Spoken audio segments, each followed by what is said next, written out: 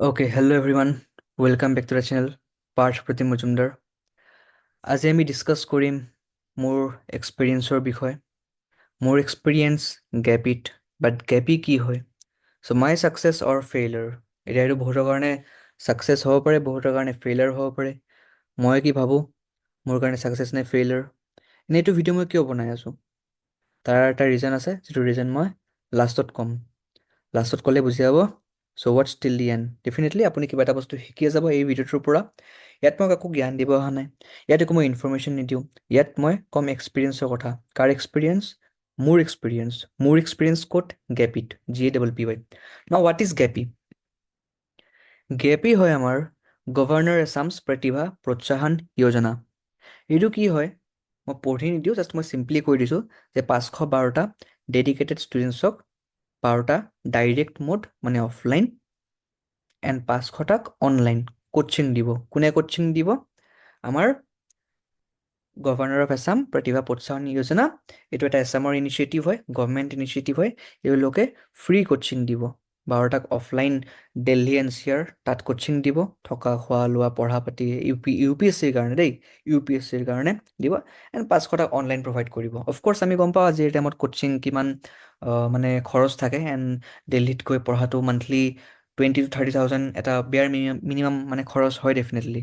And 12টা ষ্টুডেণ্টক তেনেকুৱাকৈ motivate কৰিবৰ কাৰণে UPSC প্ৰিপেৰেশ্যনৰ কাৰণে আমাৰ ইয়াৰ পৰা লৈ যাব। এণ্ড 500টাক অনলাইন প্ৰভাইড কৰিব। ঠিক।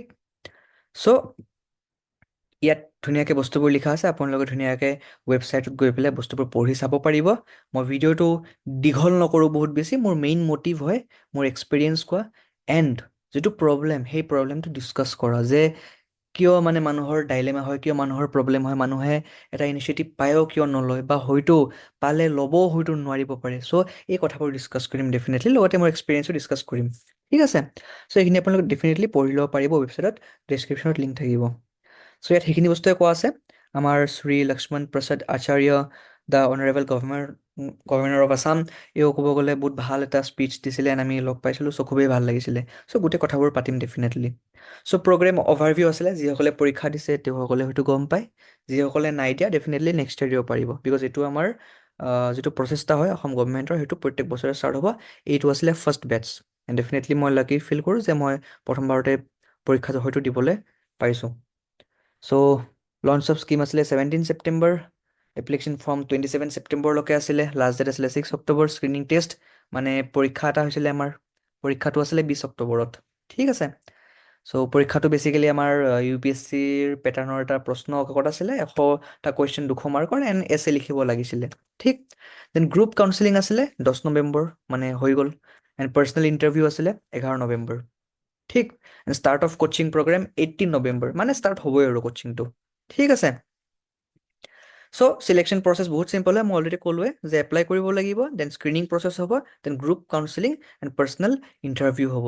ইয়াত মই এটা বস্তু ডেফিনেটলি কৈ দিওঁ এক্সট্ৰাকৈ, যে গ্ৰুপ কাউন্সেলিং হ'ব 500টা ষ্টুডেণ্টছৰ কাৰণে, এণ্ড পাৰ্চনেল ইণ্টাৰভিউ হ'ব সেই 12টা ষ্টুডেণ্টৰ কাৰণেহে। কিন্তু মানে কিছুমান ষ্টুডেণ্টে গ্ৰুপ কাউন্সেলিঙত চিলেক্ট হ'ব, বাট হয়তো পাৰ্চনেল ইণ্টাৰভিউত চিলেক্ট নহ'বও পাৰে। এণ্ড বাকী কিছুমান ষ্টুডেণ্টে দুটাতে চিলেক্ট হৈ যাব, গ্ৰুপ কাউন্সেলিঙো and personal interview. But personnel interview আমাৰ ডেফিনেটলি 12টা ষ্টুডেণ্ট আছিলে। চ' তাতে আমাৰ ৰেচিঅ'টো আছিলে, কিমান আছিলে একজেক্টলি মনত নাই, বাট ডেফিনেটলি 80 to 85 ষ্টুডেণ্টছ আমাৰ ডেফিনেটলি প্ৰেজেণ্ট আছিলে পাৰ্চনেল ইণ্টাৰভিউত। এণ্ড তাৰে ভিতৰত 12টা ষ্টুডেণ্টক ৰখা হৈছিলে। এতিয়া কথা পাতি আছোঁ, এতিয়া মোৰ কি হ'ল। চ' ডেফিনেটলি পৰীক্ষাটো দিছিলোঁ 20 অক্টোবৰত, দেন আমাৰ ৰিজাল্ট দিলে 30 অক্টোবৰ আই গেছ, হয়নে? চ' বেচিকেলি মই দুটাৰ কাৰণে কোৱালিফাই হৈ গৈছিলোঁ, for group counselling session also' and for personal interview session also'. ইয়াত ডেফিনেটলি কিবা কিবি ইনষ্ট্ৰাকশ্যনছ দিয়া আছে, সেইখিনি পঢ়াৰ দৰকাৰ নাই। বাট মই গ্ৰুপ কাউন্সেলিং এণ্ড PI মানে পাৰ্চনেল ইণ্টাৰভিউ দুটাৰ কাৰণে চিলেক্ট হৈ গৈছিলোঁ। ৰোল নম্বৰটো হাইড কৰি দিছোঁ, বিকজ অফ অবভিয়াছলি মানে সেইটোতো হাইড কৰিব লাগিব। বাট হা, এইটো হৈ গৈছিলে। বাট ইয়াৰ কোৱাৰ মটিভ কি? মটিভ এইটো হয়, যিখিনি ষ্টুডেণ্ট এতিয়া ফৰ এক্সাম্পল এইটো ফটো চাওক, ইয়াত ক'ব গ'লে আপোনাৰ গভৰ্ণৰ অফ আছামে ক'ব গ'লে ধুনীয়াকৈ আহিছিলে। 3জন IAS, এজন IPS আহিছিলে।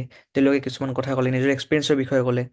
এণ্ড কিছুমান আপোনাৰ ভাল কথা যিখিনি হয়তো আপোনালোকে শুনিলে হয়তো মটিভেট হৈ যাব, এইটো পৰীক্ষাৰ প্ৰতি হয়তো অকণমান মানে বেছি চিৰিয়াছলি পঢ়িব, বেছি ডিচিপ্লিনত পঢ়িব। এণ্ড বহুতখিনি ভাল লাগিলে গভৰ্ণৰৰ কথাখিনি শুনি পেলাই, যিটো হয়তো আপোনাক মটিভেট কৰিব। চ' এনেকুৱা ধৰণে তেওঁলোকে গোটেইখিনি বস্তুবোৰ কৈছিলে, যে ডেইলি প্ৰগ্ৰেছ ৰিপৰ্ট কি হয়, বা বিভিন্ন ধৰণৰ কথা। ঠিক। চ' এইটো আছিলে ছেকেণ্ড ডে, মানে ফাৰ্ষ্ট ডে আমাৰ আছিলে গ্ৰুপ কাউন্সেলিং ছেশ্যন, যিটো আমাৰ অনলাইন ষ্টুডেণ্টছখিনি আহিছিলে এণ্ড বহুত দূৰ দূৰৰ পৰা আহিছিলে, বিকজ আমাৰ অসমত 4টা চেণ্টাৰ আছিলে। চ' বহুত দূৰৰ পৰা মানুহ আহিছিলে, অকল গুৱাহাটীৰে নাছিলে বাৰু, তেওঁলোকে ইয়াতে আহি পেলাই এটেণ্ড কৰিছিলে। এইটো আছিলে ছেকেণ্ড ডে মানে কি পি আইত ক'ব গ'লে পাৰ্চনেল ইণ্টাৰভিউ। চ' এইটো ৰুমত বহি পেলাই ক'ব গ'লে আমাৰ ডকুমেণ্টখিনি ভেৰিফাই হৈ আছিলে, ডকুমেণ্ট ভেৰিফিকেশ্যন তেওঁলোকে কৰি আছিলে। ঠিক আছে, দিছ ইজ মাই ফটো। একদম পূৰা বহুত ৰ'দ দি আছিলে, তেনেকুৱাকৈ ক'ব গ'লে মই এপিয়াৰ হৈছিলোঁ পাৰ্চনেল ইণ্টাৰভিউত, এণ্ড পাৰ্চনেল ইণ্টাৰভিউত এপিয়াৰ হৈ পেলাই এতিয়া কি হ'ল, এতিয়া পালোঁ নে নাপালোঁ। Now the question came is that, এতিয়া বহুত মানুহে নিজৰ ছাকচেছ শ্বেয়াৰ কৰে, বহুতে ফেইলিয়াৰ শ্বেয়াৰ নকৰে। বাট মই এইটো ফেইলিয়াৰ বা ছাকচেছ বুলি নকওঁ। এট দি এণ্ড মই গ্ৰুপ কাউন্সেলিঙত চিলেক্ট হৈ গ'লোঁ, চ' মই অনলাইন কোচিংটোতো পায়ে গ'লোঁ। And here comes personal interview, যিটো মই দিলোঁ, মোৰ খুব ভাল লাগিলে। এণ্ড তাৰপিছত ফাইনেলি টপ 12ত অভিয়াছলি চিলেক্ট নহ'লোঁ। ঠিক, বাট মোৰ ফ্ৰেণ্ড এজনে চিলেক্ট হৈ গ'ল। এতিয়া এই বস্তুটো মই কৈ কিয় আছোঁ, বিকজ আজি মই কথা পাতিলোঁ, বিকজ আজি আমাৰ তেওঁলোকে ক'ব গ'লে মেইল দিছিলে, তেওঁলোকে ফোন কৰিছিলে মোৰ ফ্ৰেণ্ডজনক, এণ্ড ফ্ৰেণ্ড মানে আমি বেটছমেটে আছিলোঁ বাৰু, এণ্ড মোৰ তেওঁলোকৰ ফটো আছে, বাট মই দিয়া নাই বিকজ অফ প্ৰিভিয়াছ ৰিজনছ। চ' প্ৰব্লেমটো কি, প্ৰব্লেমটো এইটো হয় যে আমি এটা অপৰচুনিটি পাইছোঁ, বাট ষ্টিল আমি চিলেক্ট কৰিব নোৱাৰোঁ কিয়, because of the age factor. আজি যদি আপোনাৰ এজ কম হয়, মানে আজি যদি আপুনি 22-23 বছৰ আপোনাৰ হয় বা 21 বছৰ হয়, তেনেহ'লে আপুনি ডেফিনেটলি এবছৰ ধুনীয়াকৈ UPSCৰ কাৰণে কোচিং কৰিব পাৰে, দিল্লীত গৈ পেলাই থকা খৰচ ফ্ৰী হৈ যাব। বাট তেওঁ ডাইলেমাত আছিলে কিয়, বিকজ ADRE পৰীক্ষা দিছিলে, ADRE পৰীক্ষা ভাল হৈছে। ঠিক আছে, হয়, পাই নাপায় বেলেগ কথা, সেইটো বেলেগ, বাট ADRE পৰীক্ষা ভাল হৈছে।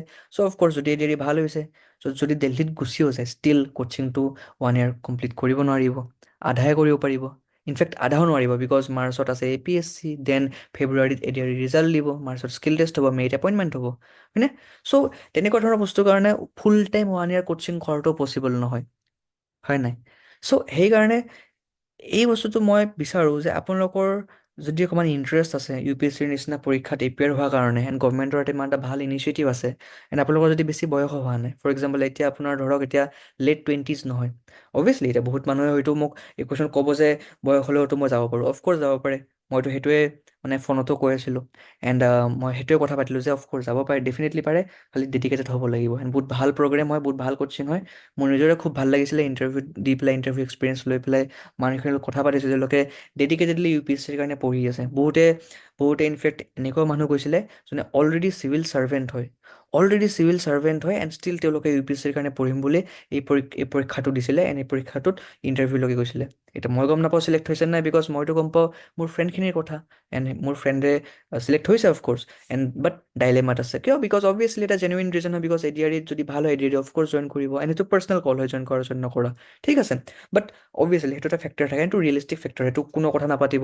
বাট আল্টিমেটলি মইতো কওঁ যে আমাৰ অসমৰ ষ্টুডেণ্টছখিনি এনেকুৱা এটা ভাল অপৰচুনিটি ল'ব লাগে, বিকজ য'ত আপুনি আজি এই কোচিং ইণ্ডাষ্ট্ৰীত নিজৰ 1-1.5 লাখ টকা খৰচ কৰিব, য'ত আপুনি ফৰ ফ্ৰী কোচিং পাই আছে দিল্লীৰ পৰা, ঠিক আছে, এণ্ড অফলাইন মডত পাই আছে, তাত গৈ পেলাই থাকি মেলি এভৰিথিং ফ্ৰী। আপোনালোকে ডেফিনেটলি দিয়ক, যিসকলে ইণ্টাৰেষ্ট, যিসকলে ইচ্ছুক আছে, এণ্ড এতিয়া অৱশ্যে দিব নোৱাৰিব, বাট নেক্সট ইয়েৰ দিব পাৰিব।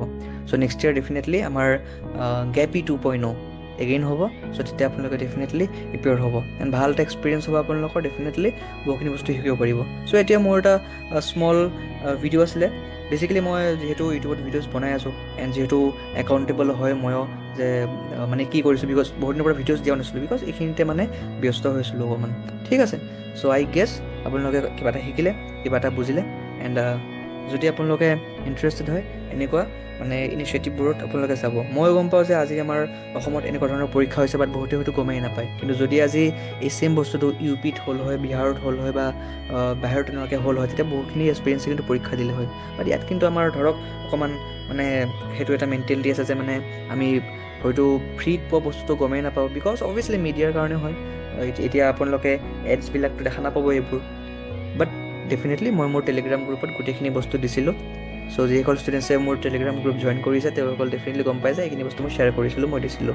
এতিয়াও গৈ পেলাই আপোনালোকে চেক কৰিব পাৰে। চ' কাইণ্ডলি টেলিগ্ৰাম গ্ৰুপটো জইন কৰি ল'ব, তাত মই গোটেইখিনি আপডেটছ এবাউট এনিথিং যিটো ৰিলেভেণ্ট হ'ব পাৰে আপকামিং APSC এক্সামৰ কাৰণে, বা যিকোনো এক্সামৰ কাৰণে দিব পাৰে। লগতে যিসকল ষ্টুডেণ্টছে RRB NTPC বা এছাম পুলিচৰ এক্সাম দি আছে, মোৰ ক'ব গ'লে কিছুমান ফ্ৰী ভিডিঅ'জো ইউটিউবত এভেইলেবল আছে, অভিয়াছলি বেলেগ এটা প্লেটফৰ্মৰ হয়, বাট অভিয়াছলি মই বিচাৰোঁ যে যিখিনি ইণ্টাৰেষ্টেড ষ্টুডেণ্টছ হয় তেওঁলোকে ফৰ ফ্ৰী কণ্টেণ্টখিনি পাই যাওক। এণ্ড লিংক ডিছক্ৰিপশ্যনত থাকিব, টেলিগ্ৰামত থাকিব, আপোনালোকে সেইখিনি কণ্টেণ্টটো ফৰ ফ্ৰী চাব পাৰিব। ঠিক আছে, ত' থেংক ইউ ফৰ ৱাচিং দিছ ভিডিঅ'। এণ্ড মোৰতো খুবেই ভাল লাগিলে এনেকুৱাকৈ গৈ পেলাই দি পেলাই ভাল এক্সপিৰিয়েঞ্চ হ'ল। আই হোপ আপোনালোকৰ ভাল এটা এনেকুৱাকৈ এক্সপিৰিয়েঞ্চ হওক। থেংক ইউ ফৰ ৱাচিং।